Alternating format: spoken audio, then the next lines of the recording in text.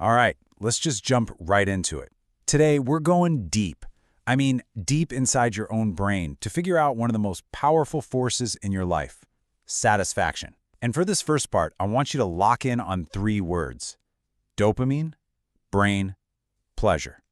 Got them? Good. I mean, seriously, think about it for a second. Why does that tiny little heart icon, that digital thumbs up from someone you might not even know, give you that little buzz, that little jolt of actual happiness? It seems so small, right? But the answer to that question, it unlocks everything about how you're wired. This is the puzzle we're putting together today. So, to get to the bottom of this, we've got to meet the hero of our story, the star of the show, if you will, dopamine. This is the chemical messenger that's pulling the strings behind that amazing feeling you get when you nail a project. Or, get a like on your latest post. So what exactly is this stuff? Well, dopamine is a neurotransmitter. But forget the jargon. Just think of it like this. It's your brain's internal reward cache. When you do something your brain decides is good, it pays you. It makes a little dopamine deposit, and that creates that feeling of pleasure. And, more importantly, it makes you want to do that thing all over again. And here's the thing you have to understand. This is not a bug, it's not a flaw in your programming. This is a feature. Your brain is supposed to seek rewards. It's a survival mechanism that's been baked into us for thousands of years. It's what drove our ancestors to find food, to connect with others. It's the engine that drives us to learn and to grow, and it's built right into your DNA. Okay, so how does this whole reward thing actually work under the hood? Let's take a quick trip through the wiring of your brain, a little journey to see how a simple action gets turned into that feeling of pure, sweet satisfaction. It's actually a pretty cool trip. It all happens in this incredible feedback loop. Let's make it simple. Imagine you're ordering your favorite food online. You hit confirm order. That's your rewarding behavior. That signals the restaurant, your VTA, to get to work. They send out the delivery driver, that's the dopamine, speeding over to your house, which is the nucleus accumbens.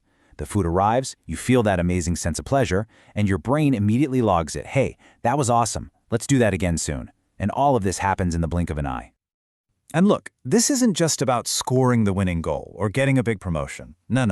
This system is firing off all the time for all sorts of things. That aha moment when you finally crack a tough problem, that's a dopamine hit.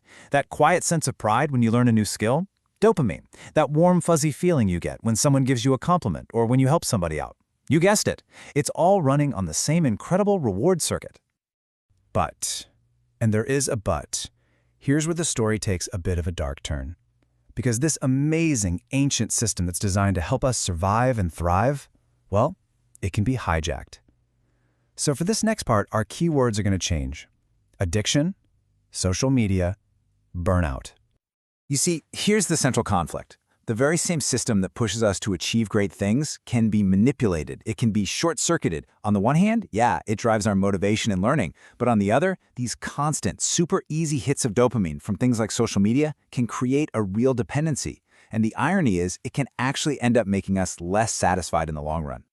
And this is the paradox of our modern world, isn't it? We have more access to instant rewards than any humans in history, but it seems to be making us less happy.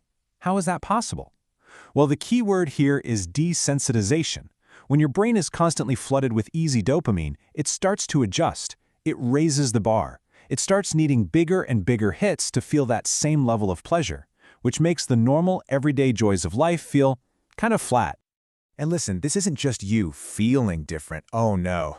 This is your brain physically changing. Too much stimulation can actually weaken your prefrontal cortex. That's the part in charge of making smart decisions. It literally reduces the number of dopamine receptors you have.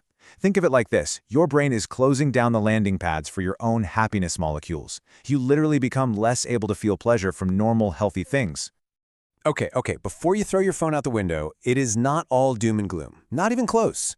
Because now that we understand the system, we can start to use it to our advantage. We can actually hack it for our own good. So for our final section, let's lock in these last key words: motivation, self-care, and the most important one, you. The solution, the hack, is actually pretty simple, but it is so powerful. Instead of letting random notifications and cheap thrills run your reward system, you take back control. You start to consciously train your brain by linking real, significant effort to a meaningful reward. You become the architect of your own positive feedback loops. And hey, don't just take my word for it. This isn't some flimsy life hack. As research from places like BetterUp makes crystal clear, this is an essential practice for your mental health. When you make rewarding yourself a conscious, deliberate act, you strengthen your brain, you supercharge your motivation, and you build a defense against all that overstimulation out there. So after all this science, all this talk about pathways and chemicals and hacks, what does it really boil down to? What's the goal? It comes down to this. 1. The whole point is to forge one single, powerful, unbreakable connection in your mind.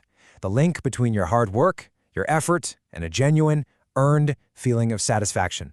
That right there, that is the key to mastering your own motivation. We've been on quite a journey here, haven't we? We've gone through the science, we've looked at the dangers, and we've found the way out. So now, the question flips back to you. The ball is in your court. Knowing what you now know about how your own mind is wired, what are you going to do about it? So I'll leave you with this final thought to chew on. Not what you want to get, but what will you earn?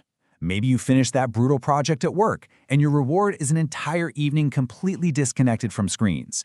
Maybe you crush a tough workout, and the reward is that healthy meal you absolutely love.